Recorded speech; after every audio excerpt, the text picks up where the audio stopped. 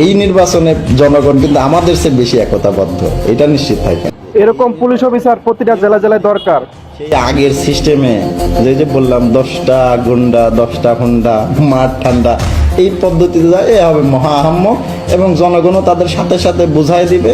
আর আমরা তো প্রশাসন আছেই তাদের বুঝাই দেওয়ার জন্য, আইনি ভাষায় কঠিন অবস্থা তার হয়ে যাবে, এটা তো আপনি বুঝতেই পারবেন। এত কিছু বলার পরেও, এত কিছু করার পরেও যদি না শুনে, ভোট কেন্দ্রে যদি আবারও সেই আগের মতো দখল লুণ্ঠন এবং আমাদের প্রতি আক্রমণের অবস্থায় চলে আসে, আমরা ভাই বাঁচাইতে, জনগণের অধিকার রক্ষা করতে তো গুলি করবই, এবং এইটা আমরা অগ্রিম অনুমোদন নিয়েই নেব ইনশাল্লাহ।